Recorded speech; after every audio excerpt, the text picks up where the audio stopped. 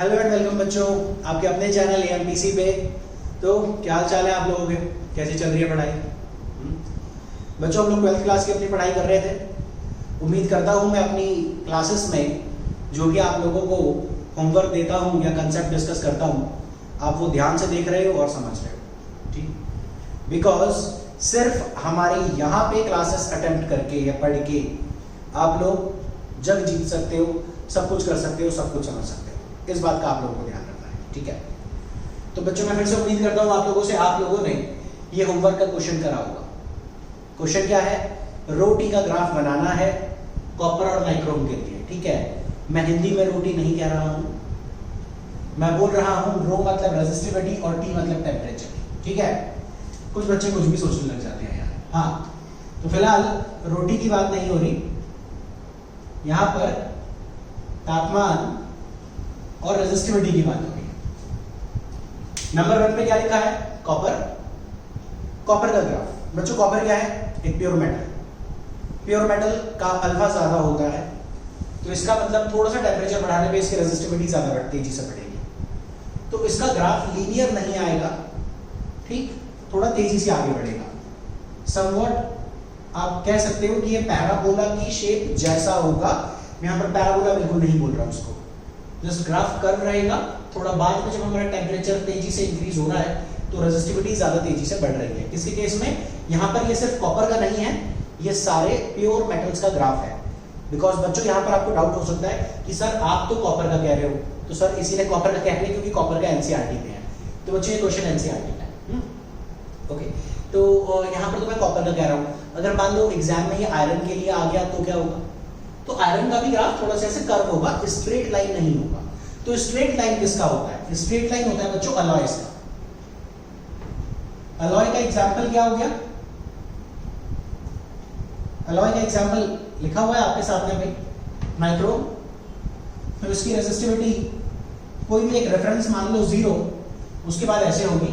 अच्छा, दूसरा ये बात ध्यान रखना है, इसका 0 पर जो भी मैं रेफरेंस पॉइंट ले रहा हूं वहां से रेजिस्टिविटी अलॉयस की ज्यादा होती है, ठीक? अलॉयस हमारे स्टैंडर्ड रेजिस्टर में यूज होते हैं, तो उसके हमारे स्टैंडर्ड रेजिस्टेंस के 2 एग्जांपल थे, एक वायर बाउंड और एक कार्बन कलर को, तो वो हम लोग देखेंगे थोड़ी देर बाद। बट मैं कह रहा हूँ इसका यहाँ पर जो इनिशियल रेजिस्टिविटी है, अगर मैं इस टेम्परेचर को T0 मानता हूँ तो ये ρ0 होगी, ये ज्यादा होती है। और अगर मैं प्योर मेटल्स की बात करूँ बच्चों, खासकर से कॉपर की, तो कॉपर की रेजिस्टिविटी बहुत कम होती है, और कॉपर की रेजिस्टिविटी बहुत कम होती है, इसीलिए कॉपर जो है हमारा वो कनेक्टिंग वायर्स के तौर पर इस्तेमाल होता है। जैसे अगर मान लो ऊपर पंखा चल रहा है, आप देखो पंखे की जो वायर्स जो उसके अंदर से पास होते हैं वो सारे वायर कॉपर के होते हैं, ठीक? ये चीज आप लोग गूगल कर सकते हो, या तो फिर अपने घर के आसपास किसी भी इलेक्ट्रिकल शॉप में जाओ, हार्डवेयर की दुकान पे, वहां पे आपको पता चलेगा कि वो सारे कॉपर वायर होते हैं। और उसकी जो बनावट होती है ना बच्चों, वो काइंड ऑफ एक बड़ा बहुत अच्छा वर्ड बता रहा हूँ मैं आपको, क्योंकि ये बहुत पूछा जाता है। वो काइंड ऑफ वायर बाउंड होता है, मतलब इस तरीके से वायर होंगे, मतलब कोई भी तार सीधा नहीं होगा। मतलब जैसे 2 तार अगर है तो उसको ऐसे करके ना घुमा करके, जैसे लड़कियों की चोटी बना दी जाती है, ठीक है? तो वैसे घुमा करके चोटी टाइप उसको बना दिया जाएगा और बहुत सारे वायर्स होंगे, तो वो इस तरीके से वायर बाउंड करा जाता है। तो वायर बाउंड क्यों करा जाता है, आप लोग अभी कमेंट में आंसर लिख सकते हो। हालांकि मैं इसी क्लास में, आज ही क्लास में इस पर फिर से आऊंगा और एक बार आपको बताऊंगा, इसका जिक्र करूंगा, ठीक है बच्चों? ये T0 पर ρ0 होगा। अच्छा, T0 टेम्परेचर कह रहा हूं मैं, ओरिजिन, ठीक? Again this temperature is not the 0 kelvin, this is not 0 kelvin. जो तीसरा आता है कार्बन का। कार्बन का होता है इनवर्सली प्रोपोर्शनल। तो इनवर्सली प्रोपोर्शनल का ग्राफ आप लोगों को पता है, जो कि रेक्टेंगुलर हाइपरबोला होता है। तो यहां से इस क्वेश्चन को हमने कवर करा।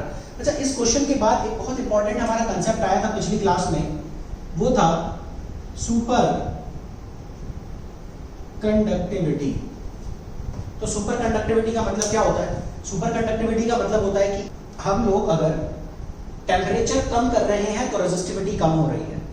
तो ऐसा सोचो कि एक कम टेम्परेचर जिसमें कंप्लीटली रेजिस्टेंस का लॉस हो जाए, तो हमारा नॉर्मल कंडक्टर बन जाएगा सुपर कंडक्टर। मतलब कंडक्टर की रेजिस्टिविटी का कंप्लीट लॉस हो जाए। तो इसकी डेफिनेशन क्या होगी? इसकी डेफिनेशन हम लोग लिखते हैं कि सुपर कंडक्टिविटी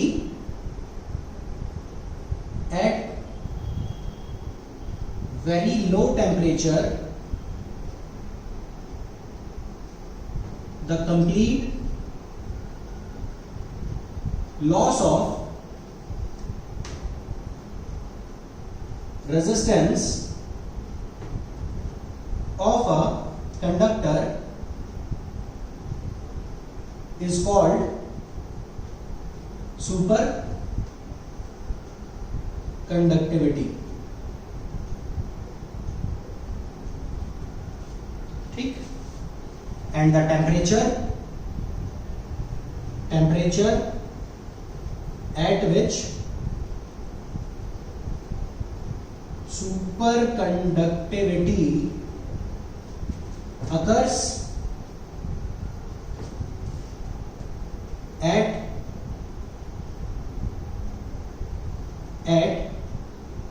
no external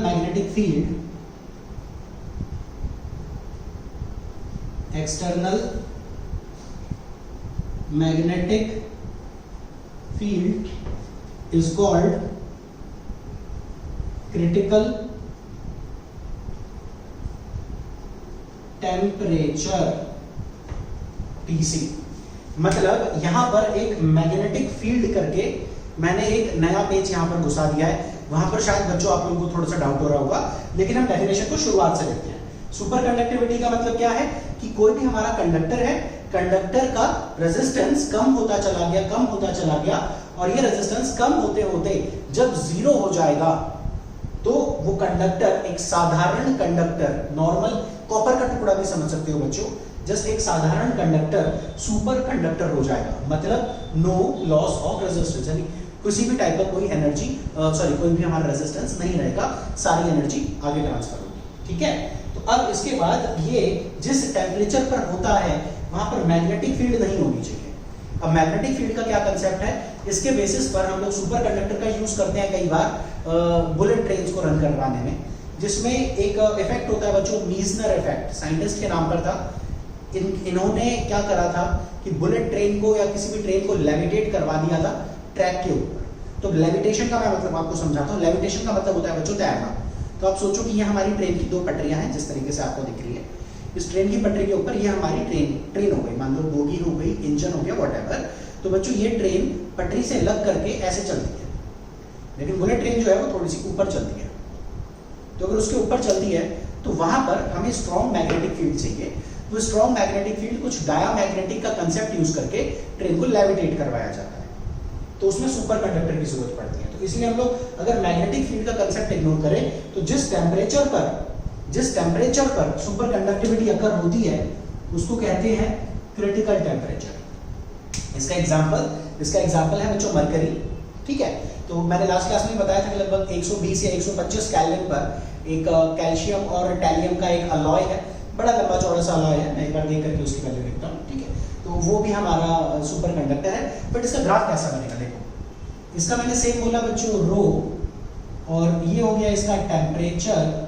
ठीक, तो अब एक टेम्परेचर लिया बच्चों मैंने, साधारण सा टेम्परेचर, ये 0 केल्विन है। अब की बार ये 0 केल्विन है, तो 4.2 टेम्परेचर की ऐसे यूनिट केल्विन लिखी बच्चों मैंने। तो एक्स एक्सिस पर टेम्परेचर केल्विन, 4.2 केल्विन। तो उसका ग्राफ कैसा बनेगा, इसका ग्राफ हमारा बनता है इस तरीके से।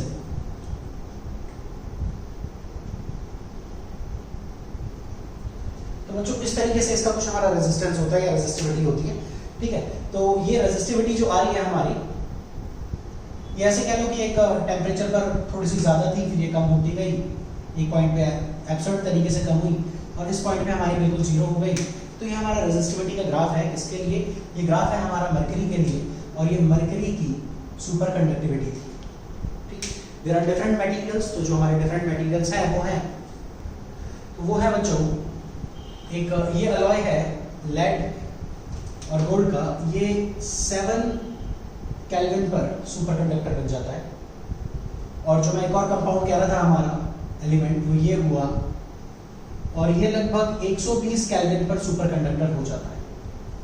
तो सुपर कंडक्टर का यहाँ से फायदा क्या होगा, होता क्या है बच्चों, मान लो कि कहीं बहुत दूर बिजली बन रही है। मैंने कल एक एग्जांपल दिया था, है ना, कि जब ओम्स लॉ पढ़ाते वक्त, समझाते वक्त, तो मान लो बहुत दूर आपसे जहाँ पर भी बिजली बन रही है, वहां से बिजली हमारे घरों तक भेजी जाती है। आप लोगों ने देखा होगा बीच में बहुत बड़े बड़े पिलर्स होते हैं, बहुत बड़े बड़े टावर्स होते हैं, उन टावर में बहुत मोटे मोटे वायर होते हैं। वो बहुत मोटे वायर इसलिए होते हैं क्योंकि रेजिस्टेंस हो गया रो एल अपॉन ए ज़्यादा, रेजिस्टेंस कम। बट रेजिस्टेंस कितना भी है, कुछ तो है जिसकी वजह से कुछ लॉस हो जा रहा है। कहने का मतलब ये है कि अगर 800 किलोवाट बिजली प्रोड्यूस होती है तो कितनी भी तुम ढंग से भेज लो, उसमें से आप ऐसे समझ लो कि 400 किलोवाट ही शहर तक पहुंचती है, बाकी लगभग, और अगर हम ढंग से नहीं भेजेंगे तो शायद इससे भी ज्यादा लॉस हो जाए। तो बहुत सारा लॉस हो जाता है। तो ये लॉस क्यों हो रहा है? ये लॉस हो रहा है रेजिस्टेंस की वजह से। तो क्या करो, सुपर कंडक्टर्स का इस्तेमाल करो, लॉस नहीं होगा। दूसरा, करंट की वजह से मैग्नेटिक फील्ड होती है।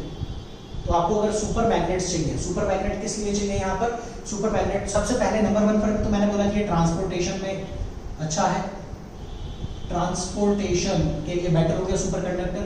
दूसरा, कंप्यूटर की मेमोरी, कंप्यूटर की मेमोरी के लिए सुपर कंडक्टर बहुत अच्छे हैं। क्यों? कहीं पर कोई लॉस नहीं हो रहा तो डेटा एकदम फटाफट स्विच करेगा, तो डेटा की स्पीड बहुत ज़्यादा आएगी। सबकी स्पीड 100 Tbps पर सेकंड आएगी, ठीक है, तो 100 टेराबाइट की स्पीड आ जाएगी। तो ये सुपर कंडक्टर है, शायद उससे भी ज़्यादा दे दें, पता नहीं, बहुत ज़्यादा स्पीड आ जाएगी, ठीक है। तो ये हमारा एक मतलब हुआ, तो मेमोरी आ गई। दूसरा, हमारी हाई मैग्नेटिक फील्ड को प्रोड्यूस करते हैं जिसकी वजह से बुलेट ट्रेन लेविटेट करती है। तो ये हमारे सुपर कंडक्टर के एग्जाम्पल्स हुए बच्चों।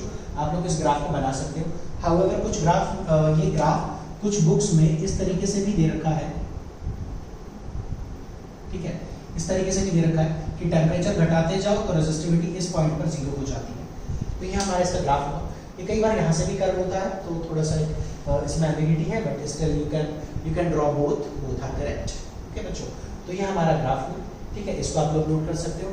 इसके बाद जो होगा हमारा, इसके बाद हमारा नेक्स्ट ग्राफ है जंक्शन डायोड, ठीक। लेकिन एक बात को समझो कि ये तो हमारे नॉर्मल ग्राफ है। अगला ड्रॉ VI ग्राफ। अब की बार रोटी की बात नहीं कर रहा मैं, ठीक है, अब की बार हम सब्जी की बात कर रहे हैं ना, अच्छा नहीं सॉरी, VI की बात कर रहे हैं।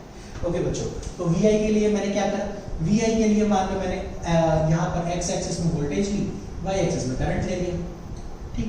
जो पहला ग्राफ है जंक्शन डायोड, तो जंक्शन डायोड होता क्या है एक्चुअली, ये सुपर कंडक्टर नहीं, ये हमारे सेमी कंडक्टर का डिवाइस है जो इलेक्ट्रॉनिक्स में इस्तेमाल होता है, ठीक। जो भी हमारे इलेक्ट्रॉनिक जंक्शन डायोड हुए, P जंक्शन, N जंक्शन, इस तरीके से आगे हम लोग पढ़ेंगे। NCERT चैप्टर 14 में है ये चीजें, तो ये हम लोग पढ़ेंगे बच्चों। होपफुली आप लोग ये नोट कर चुके होंगे, तो मैं आगे बढ़ रहा हूँ, ठीक है। यहाँ पर जो हमारी वैल्यू है आगे की वो आ रही है, तो जो मैं यहाँ पर कह रहा था वो आ रहा है, यहाँ पर ये ओरिजिन हुआ। तो बच्चों जब मैं पॉजिटिव वोल्टेज लगाता हूँ तो इसका ग्राफ कुछ ऐसे जाता है, और जब मैं नेगेटिव वोल्टेज लगाता हूँ तो इसका ग्राफ ऐसे जाता है। तो बच्चों ऊपर करंट हो गया, नीचे भी करंट हो गया, हाँ, और यहाँ पर हमारा वोल्टेज हो गया नेगेटिव वोल्टेज। तो इस तरीके से हमारा ग्राफ है जंक्शन डायोड का। तो बच्चों थायरिस्टर क्या होता है? अब डायोड का मतलब आप ऐसे समझो, डाई मींस दो, तो इसमें ना 2 इलेक्ट्रोड होते हैं, एक पी टाइप एक एन टाइप। थायरिस्टर में बच्चों 4 इलेक्ट्रोड्स होते हैं। इसकी फंक्शन कुछ स्पेशल है, ठीक है, स्पेशल तरीके से ये थोड़ा वर्क करता है। दोनों की वर्किंग में थोड़ा सा फर्क है, और मोस्टली ये सिर्फ इसलिए क्योंकि ग्राफ में फर्क है। तो इसका ग्राफ कैसा होगा बच्चों? एक्स एक्सिस पर फिर से वोल्टेज, वाई एक्सिस पर फिर से करंट, वोल्टेज करंट। बच्चों मुद्दे की बात ये है कि फोर्थ मतलब ये जो हमारा नेगेटिव हो रहा है, तो थर्ड क्वाड्रेंट में दोनों का ग्राफ ऐसा ही है, बस पॉजिटिव थोड़ा सा ऐसे होता है इसका। तो बच्चों this is graph number 2 for thyristor, ठीक है। तो ये हमारा ग्राफ नंबर 2 है। नेक्स्ट नियॉन गैस है अगला। नियॉन गैस भी कुछ इसी तरीके से होगी, V करंट माइनस V और माइनस करंट, ठीक। तो ये हमारी वैल्यूज हो गई बच्चों। तो इसमें एरो मैंने इसलिए बनाया था क्योंकि हमारा पहला ग्राफ था, ये दूसरे का ग्राफ है, तीसरे का ग्राफ हम यहाँ बना रहे हैं। तो तीसरे का ग्राफ क्या है? Current voltage, so it will go like this, origin से पास करेगा, ये ऐसे और ये ऐसे, थोड़ा सा ज्यादा करंट करेगा। This is graph number 3, graph number 3 for neon gas. बच्चों अब बात करते हैं लिक्विड इलेक्ट्रोलाइट का, ठीक है। तो लिक्विड इलेक्ट्रोलाइट का जो हमारा ग्राफ होगा, ग्राफ नंबर 4, उसमें भी हम लोग ऐसे ही मेंशन कर रहे हैं, यहाँ पर वोल्टेज, यहाँ पर करंट। अच्छा, अगेन मैं लिक्विड इलेक्ट्रोलाइट की बात करूँ, थोड़ा सा डिटेल में आते हैं बच्चों। हम लोग अपनी नेक्स्ट अगली क्लास में पढ़ेंगे इलेक्ट्रिक सेल। तो इलेक्ट्रिक सेल के अंदर इलेक्ट्रोड्स होते हैं और इलेक्ट्रोड से केमिकल रिएक्शन होती है by the usage of liquid electrolyte. तो लिक्विड इलेक्ट्रोलाइट बहुत इंपॉर्टेंट फैक्टर है करंट फ्लो करवाने के लिए, ठीक है। तो उसके अंदर वोल्टेज और करंट का जो हमारा ग्राफ बनता है वो थोड़ा सा इस तरीके से होता है। This is graph number 4, understood? Graph number 4। तो ये हमारा नेक्स्ट क्वेश्चन हुआ लिक्विड इलेक्ट्रोलाइट का, ये आप लोग नोट कर सकते हो। आखिरी है बच्चों गैलियम आर्सेनाइड। गैलियम आर्सेनाइड को मैं यहाँ पर इकलौता सिर्फ इसी को इंपॉर्टेंट बोलूंगा बच्चों, ठीक। और ऐसा इसलिए क्योंकि गैलियम आर्सेनाइड कई बार बोर्ड के एग्जाम में आ रखा है और 2-3 अलग अलग तरीके से ये सवाल पूछा गया है। तो क्या है, अगर मैं इसके ग्राफ की बात करूं तो ये ग्राफ नंबर 5 है, करंट वोल्टेज। तो इसमें क्या होता है, वोल्टेज बढ़ाएंगे तो भैया करंट बढ़ेगा, एक पॉइंट पे सैचुरेशन आएगा और फिर वोल्टेज बढ़ाएंगे करंट घटेगा। किस पॉइंट के बाद? इस पॉइंट के बाद। तो इस पॉइंट के बाद जो तुम्हें मिला इसे कहते हैं नेगेटिव रेजिस्टेंस। तो क्या खास बात हुई गैलियम आर्सेनाइड में? ये भी एक तरीके का हमारा ऐसा डिवाइस हुआ जिसको मैं डायोड की कैटेगरी में रख सकता हूं, ठीक है। या ये सारे ही एग्जाम्पल मैं रख सकता हूं नॉन ओमिक डिवाइस की कैटेगरी में। ये सारे एग्जाम्पल हमारे नॉन ओमिक डिवाइस कैटेगरी में। तो क्या खास है गैलियम आर्सेनाइड में, क्यों ये एग्जाम में पूछा जाता है? क्योंकि इसके बाद वाला सेगमेंट, ये वाला सेगमेंट नेगेटिव रेजिस्टेंस है। So what do you mean by negative resistance? You can write down negative resistance of any device means if for increase in voltage the current decreases, then that device tends to have negative resistance. Okay, voltage बढ़ा रहे हैं, current घट रहा है, मतलब negative resistance होगा। तो ये हमारा एक वेरिएशन हुआ, ये हमारा एक बहुत इंपॉर्टेंट फैक्टर था बच्चों, ठीक है। ओके, तो ये आप लोग नोट करो, इसके बाद हम लोग आगे, ठीक है। तो ये आप ओके बच्चों, हमारा अगला क्वेश्चन है what are the different types of resistor explain. यानी रेजिस्टेंस स्टैंडर्ड तौर पर कितने प्रकार के होते हैं बच्चों? बेसिकली हमारे सिलेबस में 2 तरीके के हैं। पहला है वायर बाउंड रेजिस्टर, दूसरा है कार्बन कलर कोड रेजिस्टर। तो ये 2 प्रकार के, आप लोग क्वेश्चन लिख करके इसके 2 आंसर्स नोट कर सकते हो। बाकी मैं बीच बीच में ही पढ़ाते वक्त 1-2 क्वेश्चन और डिस्कस करूंगा बच्चों, वो आप लोग खुद देखोगे, ठीक है। तो वायर बाउंड रेजिस्टर क्या होता है हम देखते हैं, समझते हैं, बिकॉज वो हमारे लिए ज्यादा जरूरी है। तो बच्चों एक्चुअली जो हमारे स्टैंडर्ड रेजिस्टेंस होता है वो एक प्रकार का रेजिस्टेंस बॉक्स होता है, ठीक है। तो वो रेजिस्टेंस बॉक्स होता है, रेजिस्टेंस बॉक्स। तो बच्चों हमारा जो रेजिस्टेंस बॉक्स होता है वो कुछ इस तरीके से होता है। इसे कहते हैं रेजिस्टेंस बॉक्स, जो कि आपको यहाँ से ये दिख रहा होगा, रेजिस्टेंस बॉक्स लिखा हुआ है ना। तो ये रेजिस्टेंस बॉक्स जो है इसकी रेंज है 1 ओम से 1000 ओम के बीच में। तो रेजिस्टेंस बॉक्स में बच्चों ये होती है प्लग की, इसे प्लग कहते हैं। इसको जिस जहां पर मैं इंसर्ट कर रहा हूं वो प्लग की, इसी कंसेप्ट पर प्लग की भी बनाई गई है। तो जो होता क्या है, जब मैं इसको इंसर्ट करता हूं तो ये हमारे ब्रास के हैं, प्योर ब्रास, जिसका रेजिस्टेंस बहुत कम होता है, ऑलमोस्ट 0। तो जब मैं इसको ऐसे इंसर्ट कर दूंगा तो हुआ क्या कि 0 रेजिस्टेंस हो गया। लेकिन नीचे इसके अगर मैं इसके यहाँ से पेज खोलूं, इस पट्टी को बाहर निकालूं, तो ये जो वुडन बॉक्स के अंदर जो चीज छुपी हुई है वो पता है क्या है? वो है कैसा रेजिस्टेंस, या तो रेजिस्टेंस जिसे वायर बाउंड कहते हैं, या तो कार्बन कलर कोड। तो वायर बाउंड किस लिए बच्चों? ये जो है मेरा नाइक्रोम का रेजिस्टेंस वायर है, जो कि आपको दिख रहा होगा। नाइक्रोम का रेजिस्टेंस वायर है, इसकी फाइनाइट लेंथ है। रेजिस्टेंस का फॉर्मूला होता है resistivity, which is row L/A। तो बच्चों रेजिस्टेंस हो गया मेरा यहाँ से रेजिस्टेंस हो गया मेरा रो एल बाई ए। तो रेजिस्टेंस बनाने के लिए यहां पर मैंने किस चीज का इस्तेमाल करा बच्चों? अलॉय का। अब आप लोग पहले ही लिख चुके होंगे, अब आप लोग ये क्वेश्चन लिख सकते हो। बच्चों ध्यान रखना, बोर्ड्स के लिए जितने भी मैं क्वेश्चन बता रहा हूं ये आपको और कहीं नहीं मिलेंगे, सिर्फ अभय सर ही बता रहे हैं, इसलिए लिख लो, ये क्वेश्चन बहुत जरूरी है आप लोगों के लिए, ध्यान रखना। हाँ, क्या बताया मैंने? अलॉय नाइक्रोम क्यों इस्तेमाल हो रहा है रेजिस्टेंस वायर के लिए, या अलॉय मैंगनीज का भी होता है, तो ये अलॉय रेजिस्टेंस वायर में क्यों यूज हो रहा है? क्वेश्चन है why alloys are used for making standard resistors, why alloys are used for making standard resistors। Question लिख लिया? ओके, हाँ, अब सुनो, इसका आंसर है, दो पार्ट है। First point, because alloys have higher value of resistivity। तो भैया रेजिस्टेंस चाहिए 10 ओम, 50 ओम, 100 ओम, जैसे आपने अभी रेजिस्टेंस बॉक्स में देखा 1000 ओम, तो भैया जिसकी रेजिस्टिविटी ज्यादा होगी उसी को तो प्रेफर करोगे आप। ऐसा थोड़ी है कि लेंथ ही बढ़ाते चले गए हैं, लेंथ इतनी ज्यादा ले ली, फिर उसके बाद और लेंथ बढ़ाते चले गए, ऐसा नहीं है, रेजिस्टिविटी ज्यादा होनी चाहिए।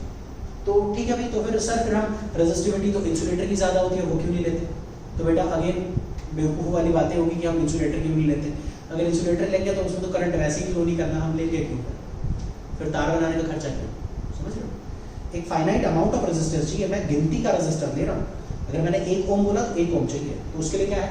रेजिस्टिविटी हाई होनी चाहिए। तो बच्चों आंसर क्या हुआ? आंसर के दो पार्ट है, पहला पार्ट रेजिस्टिविटी हाई होती है, दूसरा पार्ट अल्फा कम होता है।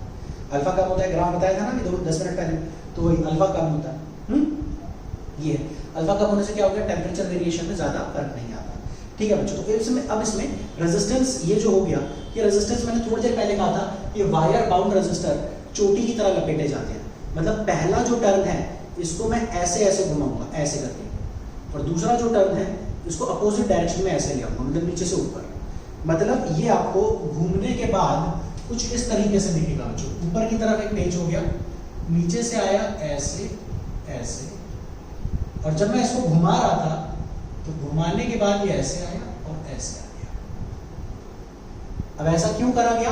क्योंकि एक टर्न की वजह से मैग्नेटिक फील्ड आ जाएगी बच्चों इस तरफ, तो दूसरे की मैग्नेटिक फील्ड को कैंसिल करने के लिए अपोजिट डायरेक्शन में घुमाया जाता है। आप लोगों ने शायद अभी केमिस्ट्री में पढ़ा होगा कि फेरोमैग्नेटिज्म, ठीक है, क्या डायामैग्नेटिज्म, इस तरीके के। तो उसमें होता क्या है कि इलेक्ट्रॉन घूम रहा होता है ना, और एक पर्टिकुलर डायरेक्शन में स्पिन होती है, तो एक मैग्नेटिक फील्ड प्रोड्यूस होती है। तो बच्चों इलेक्ट्रॉन की तो मूवमेंट करंट थी, तो वायर बाउंड रेजिस्टर में दो अपोजिट टर्न्स क्यों दिए जाते हैं? ये तीसरा क्वेश्चन है, ठीक है, कि वायर बाउंड में दो टर्न्स क्यों करे जाते हैं? सो दैट यहाँ पर हमारी मैग्नेटिक फील्ड दोनों की कैंसिल हो जाए। ठीक है बच्चों, तो ये हुआ हमारा एक टॉपिक। ओके, अगला देखो, अगला है हमारा कार्बन कलर कोड रेजिस्टर। हालांकि मार्केट में ऐसे इसके रेजिस्टर बहुत सारे मिलते हैं, मेरे पास कोई अनयूज्ड वाला नहीं है। मैं एक आईसी से आप लोगों को रेजिस्टेंस दिखा रहा हूँ। मेरे हाथ में बच्चों इस वक्त एक आईसी है जिसमें ब्लू कलर का आप लोग कैपेसिटर देख रहे हो, आप लोगों को पता होगा, है ना, ये कैपेसिटर था, ठीक है। और ये जो है ये ब्लैक कलर के जो आप इसमें देख रहे हो, ठीक है, तो ये जो आप ब्लैक कलर के इसमें देख रहे हो, चार लाइन से लगे हुए हैं। तो बच्चों ये जंक्शन डायोड है, अभी 2 मिनट पहले जंक्शन डायोड आप लोगों ने देखा था। इसके बाद जो मैं यहाँ से आप लोगों को दिखाना चाह रहा हूँ वो है ये, इसके जिसे पॉइंट कर रहा है, ये थोड़ा सा सिरामिक मिट्टी के कलर का, ठीक है, क्यान कलर का है ये। तो इसे कहते हैं बच्चों कार्बन कलर कोड रेजिस्टर, मतलब ये कार्बन का बना है, ठीक है। इसको चीनी मिट्टी भी कहा जाता है, तो कार्बन का बना है। अब मैं चाहता हूँ कि आप लोग इसमें एक चीज को जरूर फोकस करो। इसमें मूंगफली के तरह दिख रहा है ये ऊपर मुझे, जैसे मतलब पतला और चौड़ा हो रहा है, मूंगफली की तरह दिख रहा है। बट दूसरी बात ये है, मुझे 4 कलर दिखेंगे, 4 कलर के बैंड दिखेंगे, तो वो कार्बन कलर कोड हो गया। तो कार्बन का बना है, 4 डिफरेंट कलर्स हैं, ठीक है, और इसका फाइनाइट रेजिस्टर है। कितना रेजिस्टर वो हम लोग मेजर करेंगे, ठीक है बच्चों। तो वायर बाउंड रेजिस्टर आप लोगों को समझ में आया, कि पहले सिलेबस में था, अभी कॉम्पिटिटिव एग्जाम्स में आता है, मोस्टली नहीं पूछा जाता। बट कार्बन कलर कोड हमारा अभी भी एनसीईआरटी में है, ठीक है, तो वो भी हमारे एग्जाम में आता है, आप लोगों को पता होगा। तो फिलहाल कार्बन कलर कोड की मैं बात कर रहा हूँ। कार्बन कलर कोड दिखता कैसा है? कार्बन कलर कोड जो है मेरा रेजिस्टर ऐसे मूंगफली के दाने की तरह दिखता है, ठीक, मूंगफली के दाने की तरह दिखता है।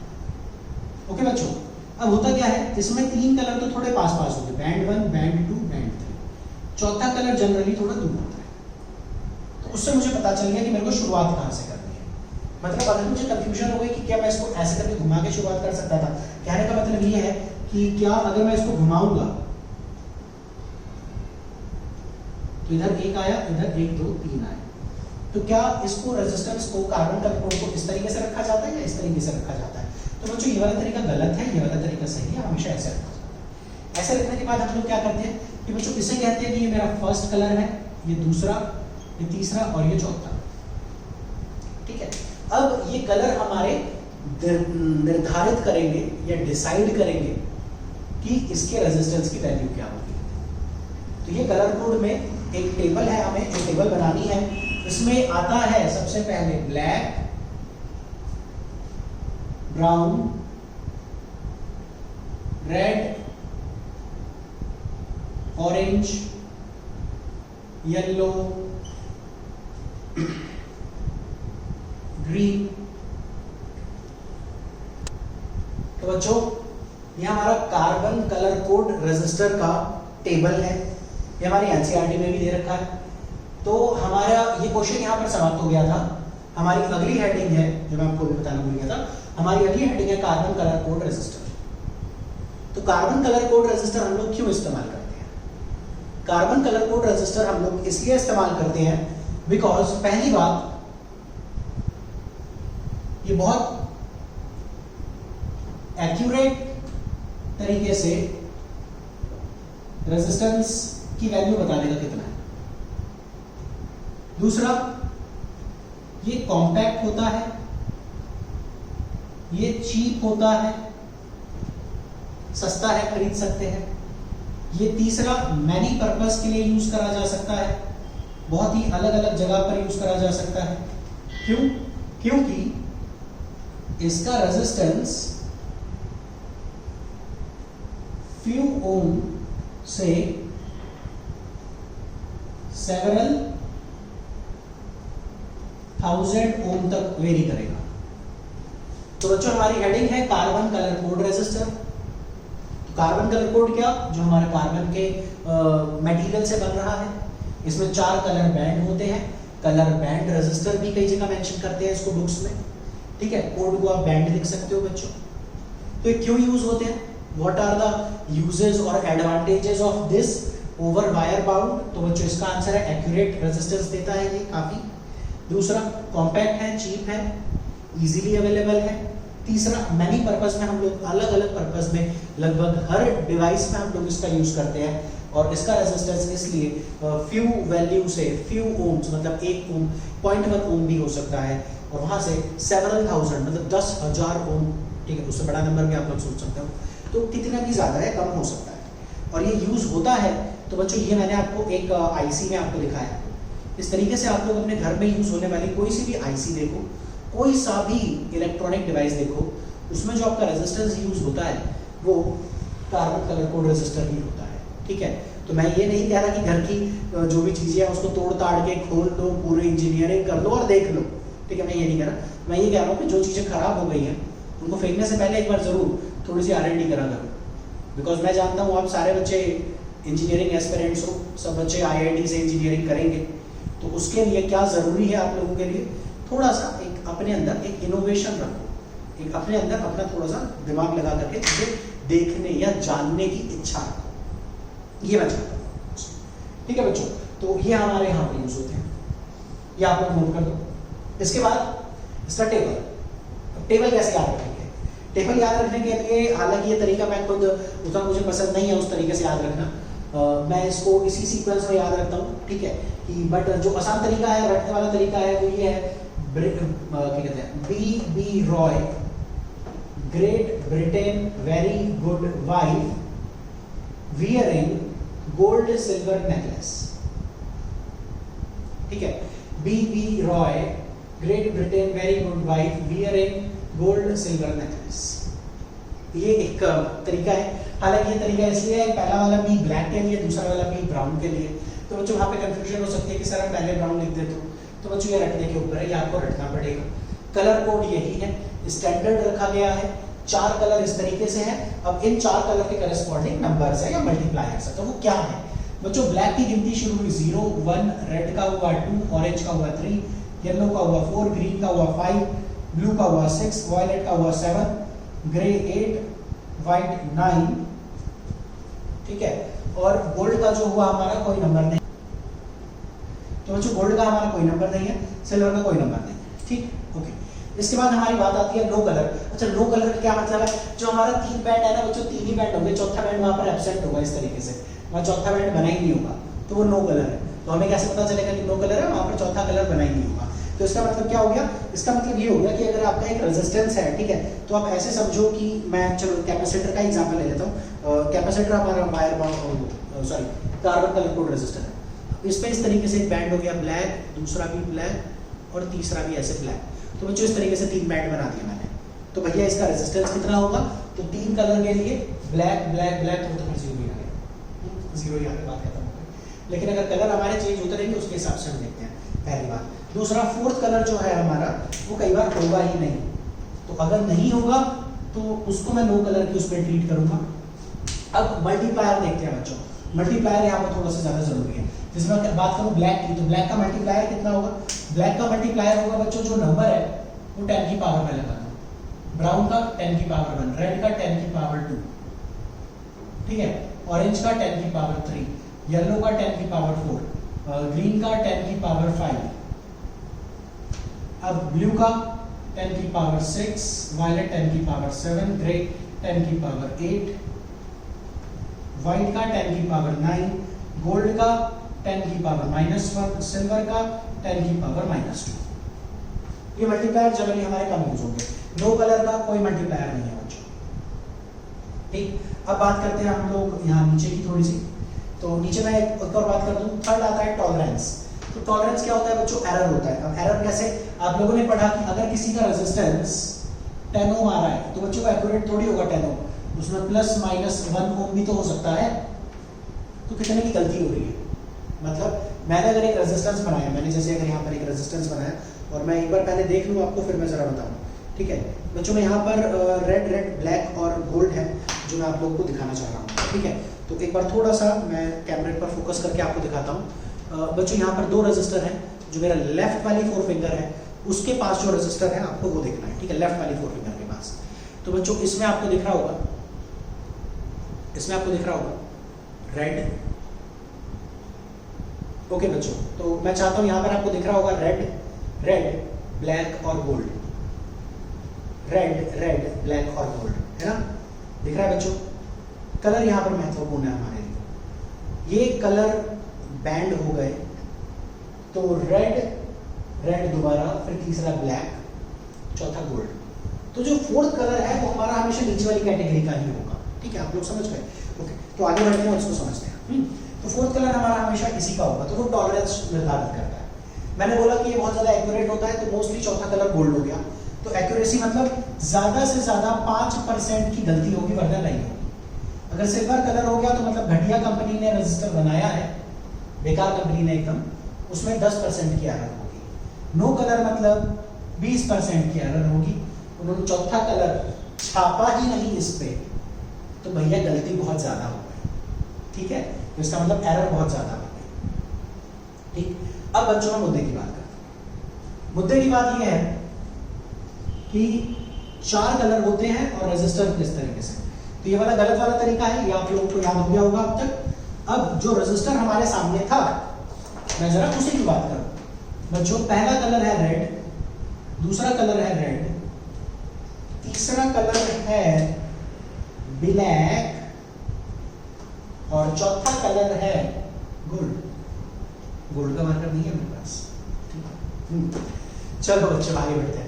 तो ब्लैक रेड और ये, तो रेजिस्टेंस क्या होगा इसका, रेजिस्टेंस R होगा। रेड का नंबर क्या है, पहला कलर नंबर बताता है जो कि है 2, दूसरा कलर फिर से रेड है, रेड का नंबर क्या है 2। तो बच्चों पहले 2 कलर बताते हैं नंबर, पहले 2 कलर नंबर बताते हैं जो कि दोनों रेड थे। अच्छा तो सर जरूरी है दोनों रेड होंगे, तो नहीं बच्चों, दूसरा कलर मेरा ग्रीन भी हो सकता था, ब्लू भी हो सकता था, कुछ भी हो सकता था यार, तुम कोई सा भी कॉम्बिनेशन सोचो ना, वो हो सकता है। मैं तो आपको वो दिखा रहा था कि मेरे पास जो रजिस्टर था मैं उसका दिखा रहा हूँ। तो एग्जाम में आपको रजिस्टर देकर के नहीं बोलेंगे कि भैया इसका रजिस्टर बताओ।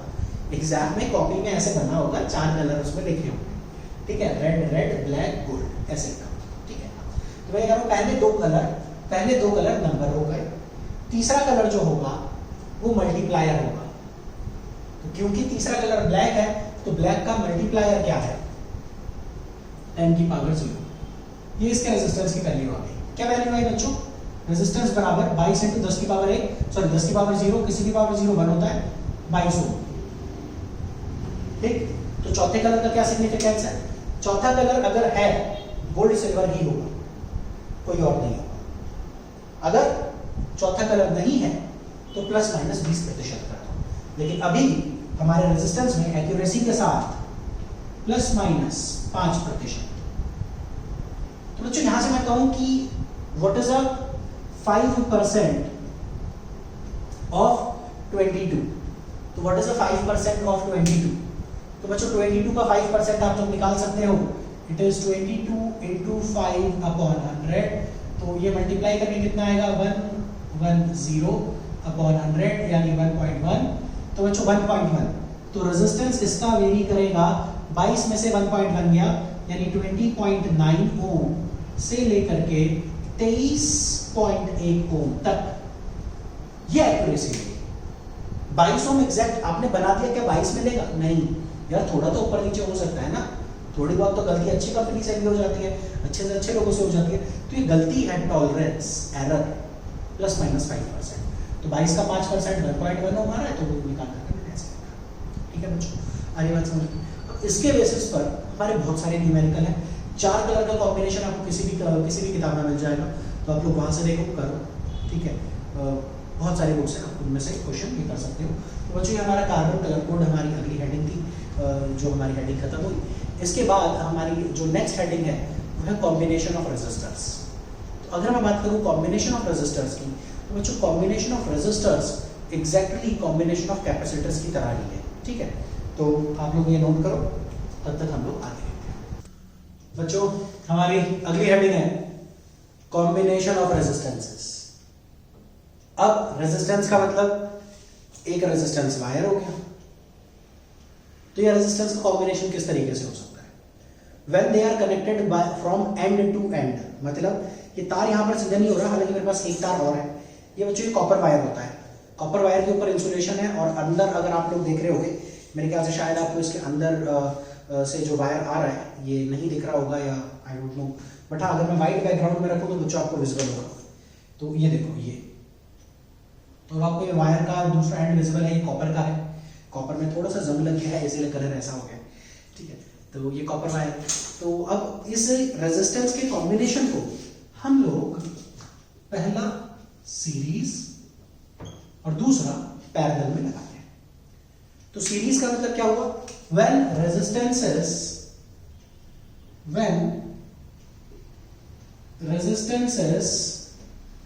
are connected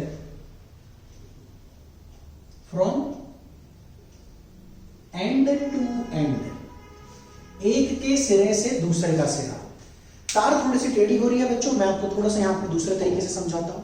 ये पहला रेजिस्टेंस है, इसके एंड पॉइंट पे अगला रेजिस्टर इस तरीके से, और इसके एंड पॉइंट पे अगला रेजिस्टर इस तरीके से। तो ये 3 रेजिस्टर सीरीज में हो गए। बट बच्चों इसकी एक डेफिनेशन और है, there is no further division of current, because इसके केस में बच्चों ये बहुत बहुत ज्यादा इंपॉर्टेंट लाइन है, वो ये कि करंट कांस्टेंट होता है और दूसरा पोटेंशियल डिवाइड होता है। तो बच्चों पहला करंट कांस्टेंट होगा, दूसरा पोटेंशियल डिवाइड होगा। ये हमारे सीरीज कॉम्बिनेशन का मेन कहानी थी या मेन कंसेप्ट था। अब इसके बाद ये कहीं कनेक्शन होता कैसे, देखो एक रेजिस्टेंस हो गया, 2 हो गया, तीसरा हो गया। अच्छा मुझे जहां तक लग रहा है ना, मैं आप लोगों को शायद जो डेरिवेशन बता रहा हूं ये आप लोग 10th क्लास में पढ़ चुके होंगे। तो बच्चों बहुत आसान सी डेरिवेशन है, बहुत ही सिंपल सा कंसेप्ट है। आई करंट फ्लो कर रहा है, तो ये तीनों रेजिस्टेंस जो है, मान लो ये हिंड्रेंस है, ऑब्स्ट्रक्शन है, डेफिनेशन में पढ़ा था ऑब्स्ट्रक्शन ही थे। तो जब आई करंट जा रहा है तो तीनों ऑब्स्ट्रक्शन के थ्रू पास होगा, लेकिन आई करंट की जगह पानी मानो तो बच्चों ये पानी तीनों रेजिस्टेंस से पास होगा, पहले से, दूसरे से, तीसरे से। तो ये पानी तीनों रेजिस्टेंसेस से निकल करके आगे बढ़ेगा। तो ये हमारा कंसेप्ट था जो आप लोगों को इसमें ध्यान रखना है, ठीक है। तो ये वाटर एनालॉजी से आप समझो कि रेजिस्टेंस और ये जो हम ये वायर्स हो गए हमारे पाइप हो गए। तो अगर तीनों लाइन में कनेक्टेड है तो तीनों में करंट सेम होगा, और नीचे मोटर है, मोटर मतलब मोटर प्रेशर लगा रही है तो उसमें डॉटेड दे देता हूं। तो इसमें जो मोटर है ना बच्चों, वो इमेजिनरी मोटर वोल्टेज है। तो ये वोल्टेज इसके अक्रॉस जो होगा वो डिवाइड हो जाएगा, पहले वाले का V1, दूसरे वाले का V2, तीसरे वाले का V3। तो बच्चों आप लोग यहां पर इस डायग्राम को बना सकते हो, ठीक है, बना लिया। अब आगे सुनो, ये वोल्टेज जो है in case of series combination, voltage divided according to the value of resistances. Voltage is divided according to the value of resistances. यहां पर एक वोल्टेज डिवीजन रूल है, शायद कुछ बच्चों ने अगर 10th में पढ़ा हो तो ठीक, अदरवाइज मैं डिस्कस करूंगा। वोल्टेज डिवीजन रूल क्या है वो थोड़ी देर बाद देखेंगे, बट फिलहाल जरा यहां पर हम लोग बढ़े आगे और इसकी अगर हम सिर्फ सिंपल सी डेरिवेशन देखें तो इसकी डेरिवेशन क्या है। इसकी डेरिवेशन, कभी भी कॉम्बिनेशन ऑफ रेजिस्टेंस में बहुत सारे रेजिस्टेंस होते हैं, उसको हटा करके एक बना देते हैं। सेम कैपेसिटर में भी मैंने यही पढ़ाया था, इसलिए थोड़ा जल्दी जल्दी बता रहा हूं। तो बच्चों 3 रेजिस्टेंस की जगह पर एक रेजिस्टेंस लगाना है। फिलहाल इन तीनों के अक्रॉस की कहानी क्या है? इन तीनों के अक्रॉस की कहानी है, वोल्टेज डिवीजन रूल बाद में देखेंगे बच्चों। पहले इसका देखो, V1 equals to IR1 for resistance to V2 equals to IR2, V3 equals to IR3. If they are replaced by single resistor, तो चित्र कैसा बनेगा? तो जो मेरा डायग्राम होगा वो होगा ये A B R E Q, नीचे की वही वोल्टेज है V, नीचे की वोल्टेज है V, और करंट फ्लो करेगा I। तो बच्चों जो V होगा वो होगा I into R E Q, ठीक। We know that as V equals to V1 plus V2 plus V3, तो बच्चों V की वैल्यू क्या है? I Req, V1 की IR1, V2 की IR2, V3 की IR3। तो I कॉमन लेके कैंसिल हो गया, तो क्या आ रहा है? Req आ रहा है R1 plus R2 plus R3, ये आंसर आ गया। अगर 3 रेजिस्टर है तो, अगर 4 होते तो, अगर n होते तो आपको समझ में आ रहा है, अगर n होते तो ये होता R1 plus R2 plus Rn। अगर ये आइडेंटिकल होते तो ऑल आइडेंटिकल। स्पेशल केस बता रहा हूं बच्चों, रट लो, बिकॉज इसकी ये बहुत हेल्प आएगी। मतलब अगर 10 रेजिस्टेंस सीरीज में लगे हैं तो इक्विवेलेंट हो जाएगा 10 इंटू R, और अगर n लगे हैं तो आइडेंटिकल होने चाहिए NR। तो बच्चों सीरीज में n रेजिस्टेंस आइडेंटिकल लगे हुए हैं तो फॉर्मूला NR होता है। एक और चीज सीरीज में क्या आप लिख सकते हो, नोट करो, ठीक, नोट। एक चीज और लिख सकते हो, in series the equivalent resistance is larger than the largest individual resistor. मतलब जो इंडिविजुअल रजिस्टर सबसे बड़ा है उससे ज्यादा ही आंसर आएगा, उससे कम नहीं आ सकता। ये एक आसान बात है, ठीक। यहां तक ये बात समझ में आई। ये डेरिवेशन यार सबको पता थी, इस डेरिवेशन को लेकर के मैं भी कुछ बहुत ज्यादा फैसिनेट नहीं होता बताते वक्त, बहुत ही आसान और बहुत साधारण सी थी। वोल्टेज डिवीजन रूल, होमवर्क दे रहा हूं बच्चों।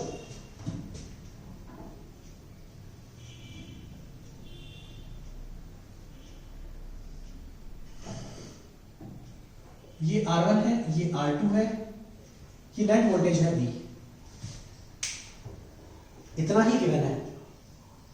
We have to calculate, question लिख लो बच्चों, calculate voltage across R1 resistor, second point R2 resistor.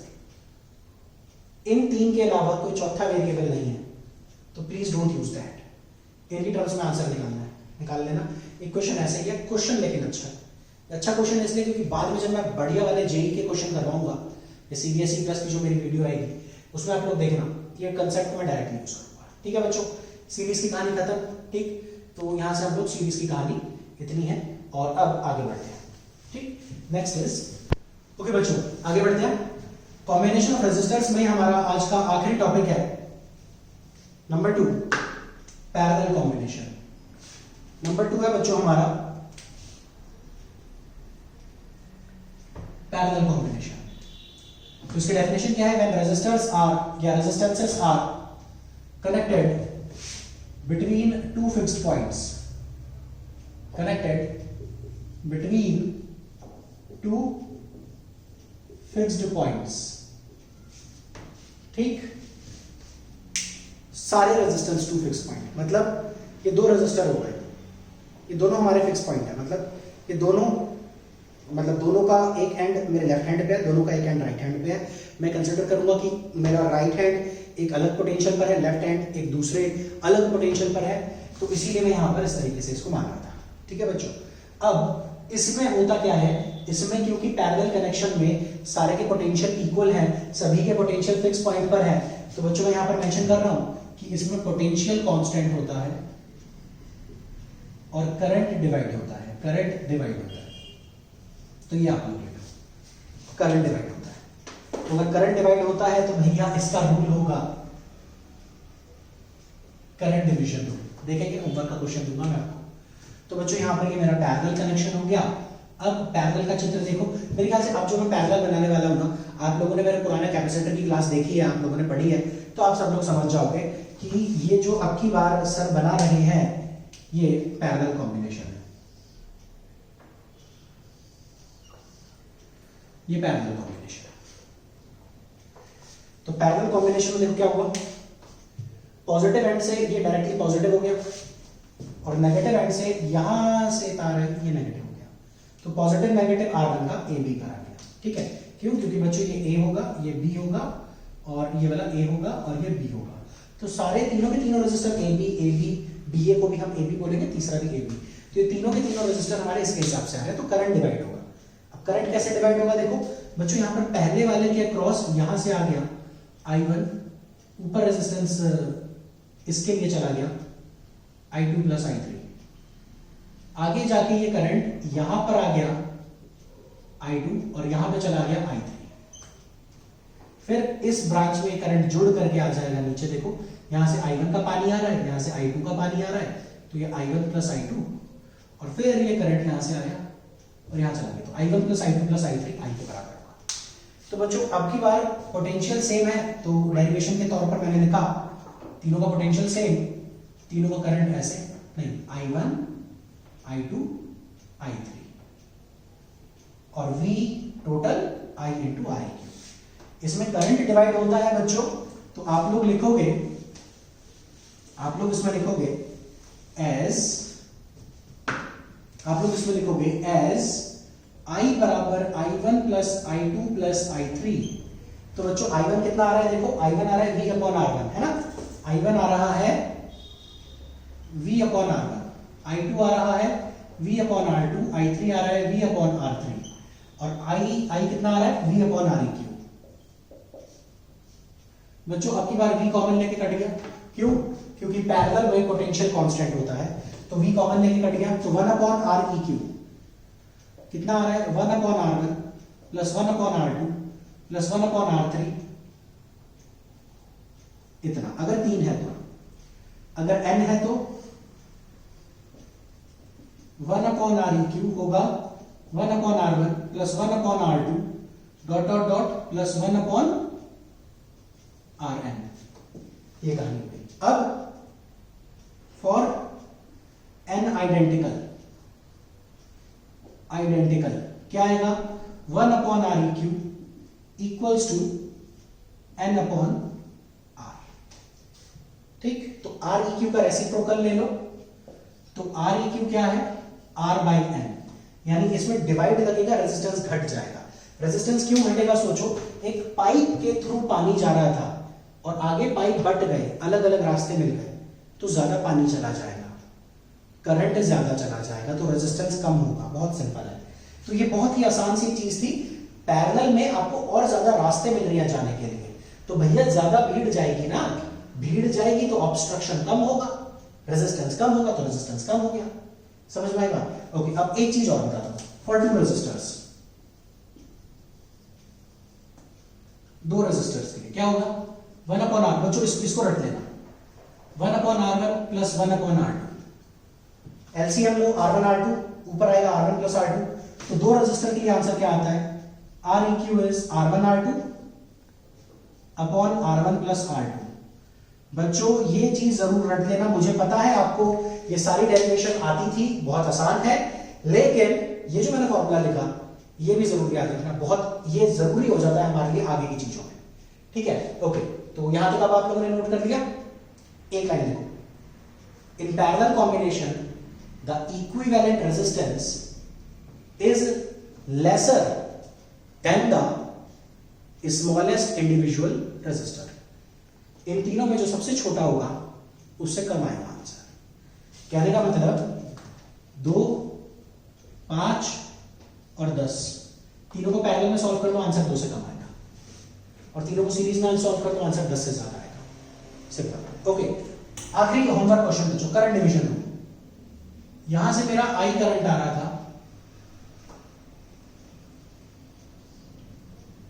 ये R1 है, ये R2 है, दिख रहा है पैरेलल। तो बच्चों मेरा क्वेश्चन है, ये चित्र बना लो और लिखो, क्वेश्चन है calculate current across R1 resistor, second point R2 resistor. Current निकालना है बच्चों, ये आप लोगों को करना है, जो आपको डायग्राम में दिख रहा है इतना ही कि मैंने अपनी तरफ से कुछ और मत ऐड कर लेना, करोगे तो उसका आंसर में इंक्लूड होना चाहिए। तो बच्चों ये सीरीज पैरेलल कॉम्बिनेशन हो गए। न्यूमेरिकल्स इंपॉर्टेंट है, डेरिवेशन तो नहीं, बट डेरिवेशन में फिर भी मैंने बहुत अच्छी अच्छी चीजें आप लोगों को बताई है, जैसे ये हो गया, ये हो गया, इसी तरीके से सीरीज में बताई थी, कुछ लाइनें लिखवाई थी कि सबसे छोटे वाले से छोटा होता है। तो ये सारी बातें आप लोग जरूर ध्यान रखो, बिकॉज कॉम्पिटिटिव एग्जाम्स में इन चीजों का महत्व थोड़ा बढ़ जाता है। ओके, तो बच्चों आज की क्लास हम लोग यहीं तक रखते हैं, अगली क्लास में सेल्स पढ़ेंगे, इलेक्ट्रिक सेल्स पढ़ेंगे। ओके बच्चों, बाय बाय।